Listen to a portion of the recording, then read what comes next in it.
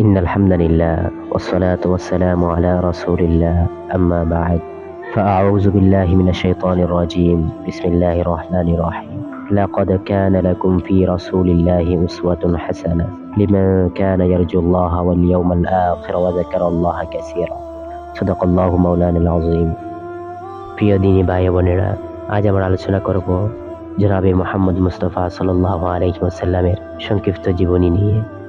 আমাদের দেশ থেকে পশ্চিমে একটি দেশের নাম আরব দেশ। সেই দেশের কুরাইশ বংশে 570 খ্রিস্টাব্দে জন্মগ্রহণ করেন আমাদের নবী জনাবে মুহাম্মদ মুস্তাফা সাল্লাল্লাহু আলাইহি ওয়াসাল্লাম। তিনি ছিলেন সর্বশেষ নবী, সর্বশ্রেষ্ঠ নবী। তার পিতার নাম ছিল আব্দুল্লাহ, মাতার নাম ছিল আমেনা, দাদার নাম ছিল আব্দুল মুত্তালিব। প্রিয় নবীজি সাল্লাল্লাহু আলাইহি ওয়াসাল্লামের জন্মের 6 মাস পূর্বেই তার পিতা ইন্তেকাল করেন। ইন্না লিল্লাহি ওয়া ইন্না ইলাইহি রাজিউন। আরবের প্রথা অনুযায়ী শিশুর লালন পালনের ভার দেওয়া হয় দাত্রীমায়ের নিকট। দাত্রীমায়ের নাম ছিল হালেমা। সেখানে তিনি 5টি বছর কাটান। সে থেকেই তিনি ছিলেন শান্ত, ভদ্র এবং ইনসাফি। প্রিয় নবীজি সাল্লাল্লাহু আলাইহি ওয়াসাল্লামের বয়স যখন 6 বছর, তখন তার মাতাও দুনিয়া থেকে বিদায় নেন। তারপর তার অভিভাবক হন দাদা আব্দুল মুত্তালিব। তিনি তার নাতিকে খুব স্নেহ করতেন, কিন্তু রাসূলের বয়স যখন 8 হয় তখন দাদারও ইন্তেকাল হয়ে যায়। দাদার ইন্তেকালের পরে নবীজি সাল্লাল্লাহু আলাইহি ওয়াসাল্লামের দেখাশোনা করেন চাচা আবু তালেব। 25 বছর পর্যন্ত তিনি তার অধীনেই বড় হন। শিশুকাল থেকেই আমাদের নবী সাল্লাল্লাহু আলাইহি ওয়াসাল্লামের আখলাক ছিল সুন্দর, ফুলের মতো কোমল। তিনি কখনো অনর্থক কথা বলতেন না, অন্যায় কাজে জড়াতেন না, ঝগড়া ফাসাদেও যেতেন না, কারোর সাথে দুষ্টামি করতেন না, এমনকি খেলাধুলায় মশগুল হতেন না। এই জন্য সবাই তাকে ভালোবাসতো, অনেক আদর করত সম্মান।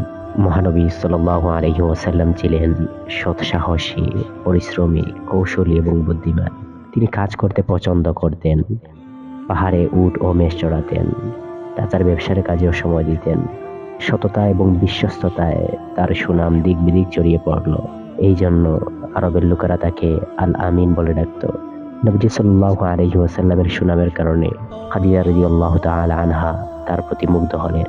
25 বছর বয়সে নবী করিম সাল্লাল্লাহু আলাইহি ওয়াসাল্লাম হযরত খাদিজা রাদিয়াল্লাহু তাআলা আনহাকে বিবাহ করেন।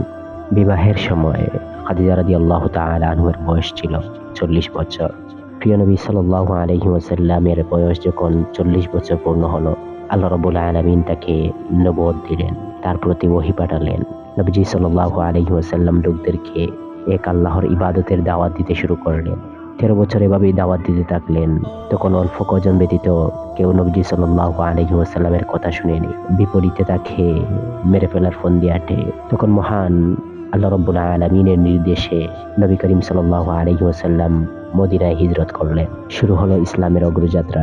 আসতে থাকলো বাধা বিপত্তি, গোপনে চলল ষড়যন্ত্র, ইসলামকে নির্মূল করার ষড়যন্ত্র। তখনই আল্লাহ রাব্বুল আলামিন নাজিল করলেন জিহাদের বিধান।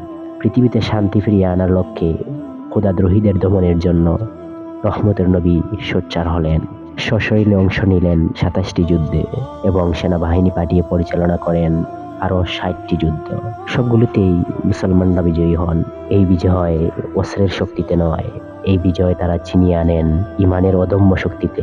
দীর্ঘ 10 বছর এভাবে জীবন মরণ মেহনত করে মদিনায় একটি ইসলামী রাষ্ট্র কায়েম করেন। পৃথিবীবাসীর জন্য রেখে যান শান্তি, সুখের উজ্জ্বল নমুনা। অবশেষে 63 বছর বয়সে তিনি মদিনায় ইন্তেকাল করেন। ইন্না লিল্লাহি ওয়া ইন্না ইলাইহি রাজিউন।